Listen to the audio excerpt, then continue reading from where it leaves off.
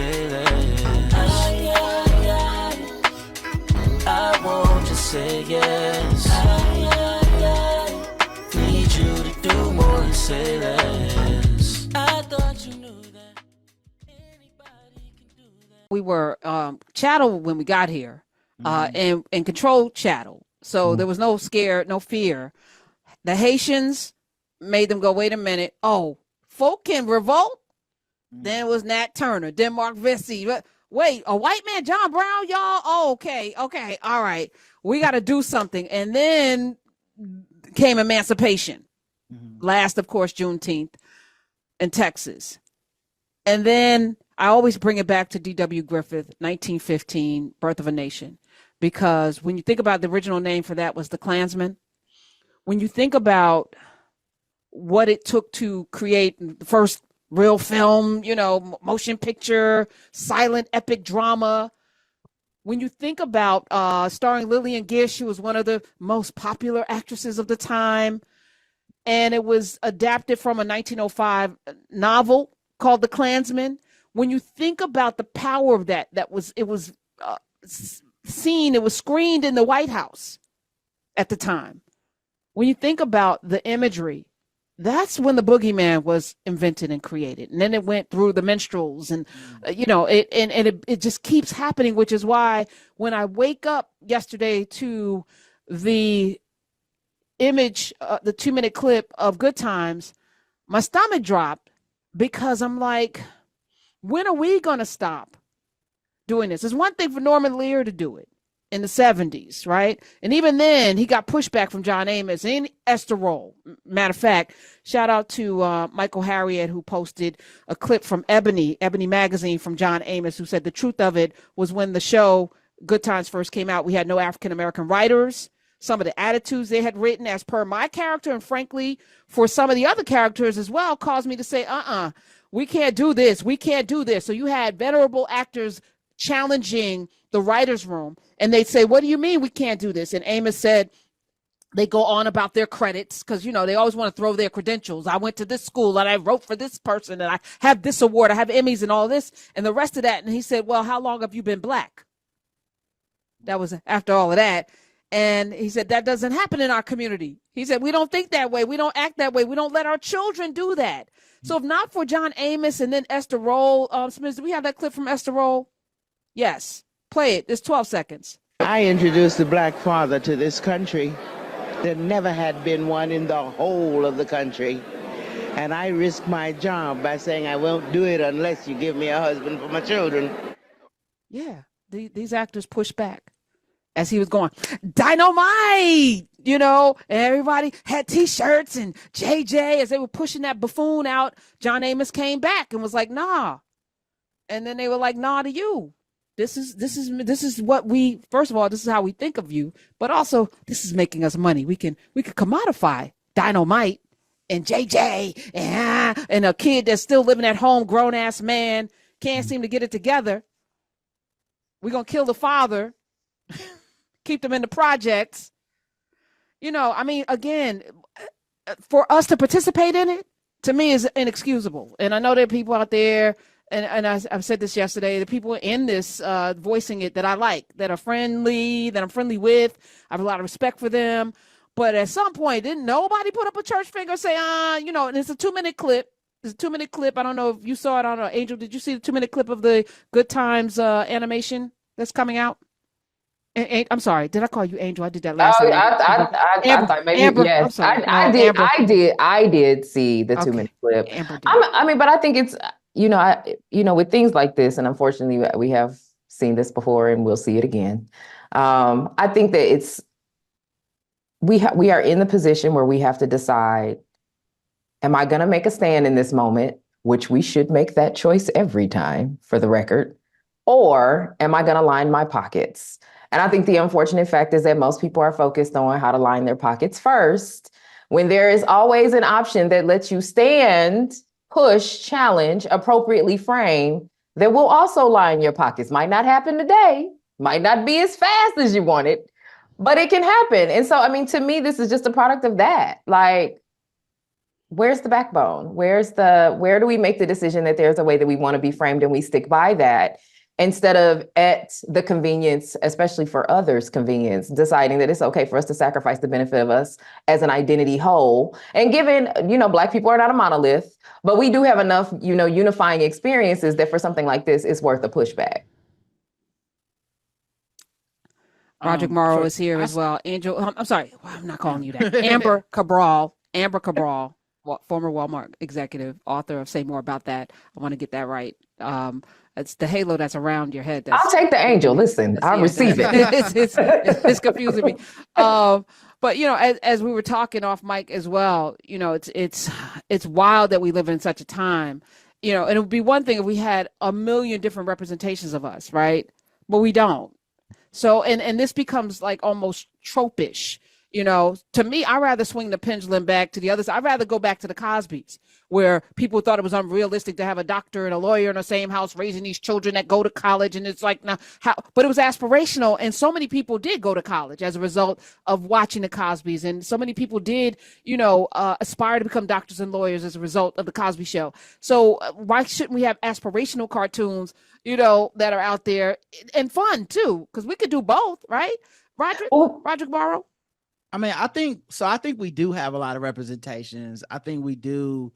We have like the Proud Family. I don't think this, just because this is the moment that people are upset with this, I don't want it to become like, this is all there is. Like, there's other Black people doing a lot of creative stuff. The Bel Air reboot, the Wonder Years reboot with a Black family. Didn't that get canceled? Yeah, I think that one got canceled, but the point being, it was out there. It's not like it didn't exist. This is probably getting canceled too. But the thing that I think is interesting in this is I'm willing to give it a chance. Like, I didn't like the trailer either. I thought it was mostly just not that funny, and I never was a Good Times fan, to be honest. When it was even on the air back in the day, I used to watch it with my grandmama, and I'd be like, what's the joke? Like, it's just kind of depressing or whatever. Not that nothing was funny, because I still have moments that I thought I still remember as like, oh yeah, I remember that episode. But and it was influential in that there's a lot of sitcoms that kind of like spun off of that and took some of those tropes and played with them.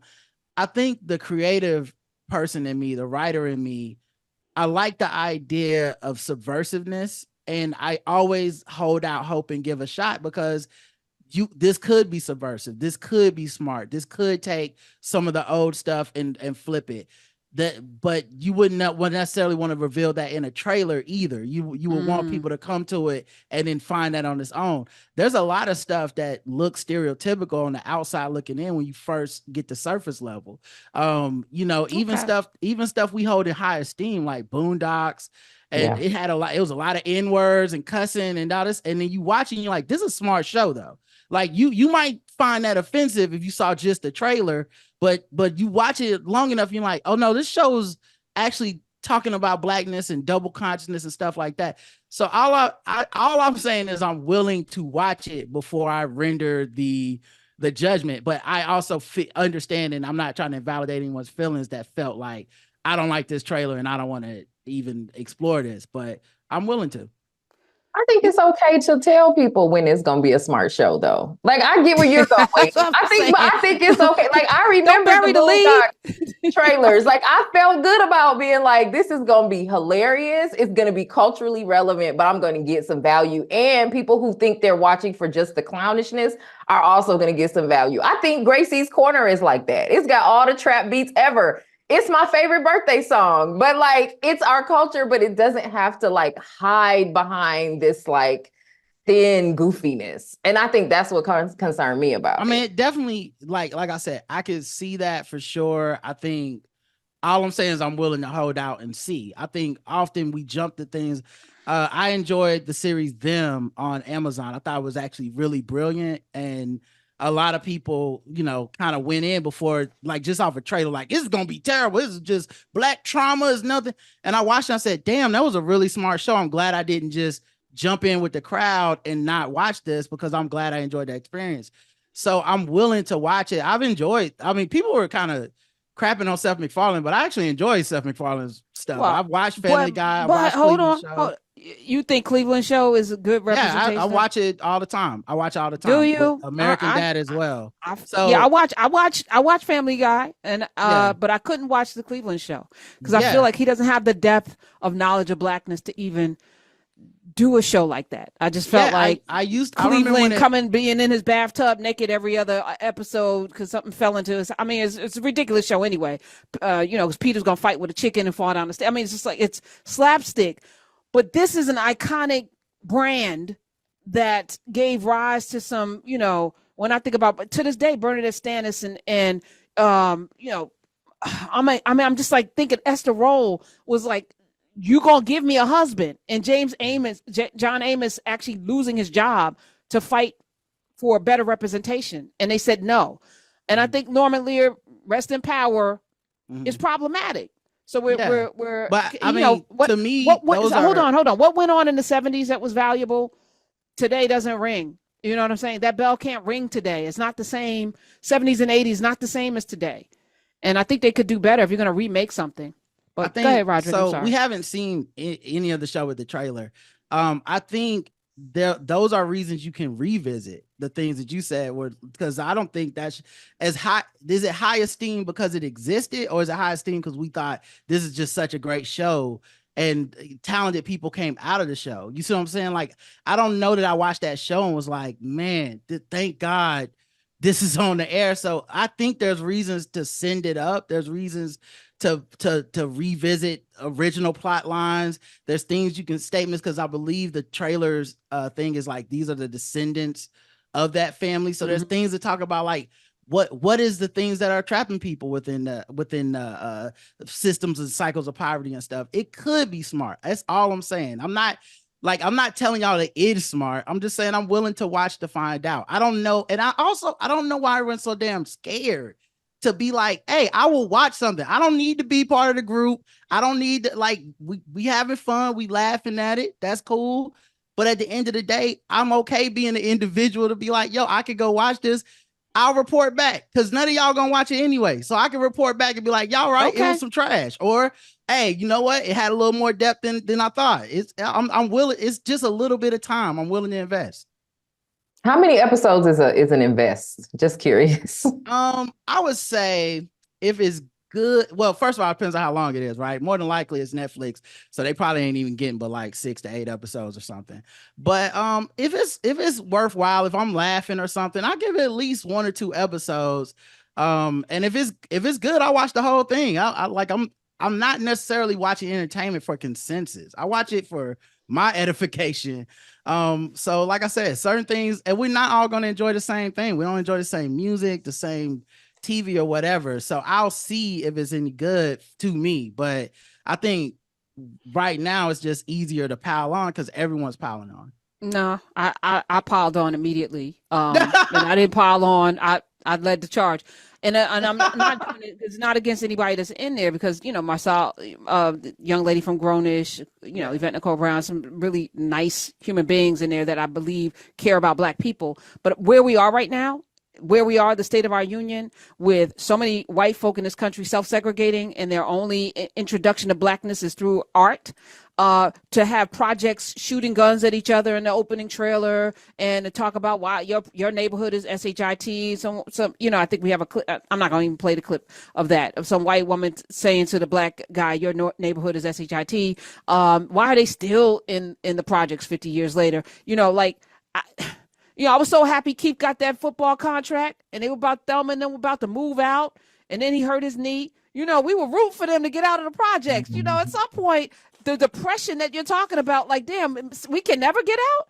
I just feel like all of the tropes that we have to fight daily when we're not monolithic, it becomes this is what Black people are, and I'm tired of fighting that fight when we have art that can elevate and even have Afrofuturism. It's like we got Octavia Butler. There's so much stuff we could do with a cartoon.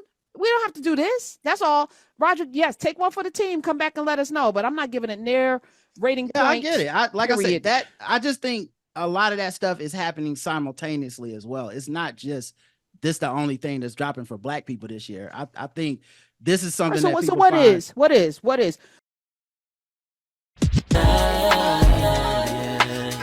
I want you say yes. I need you to do more and say less. I want you say yes.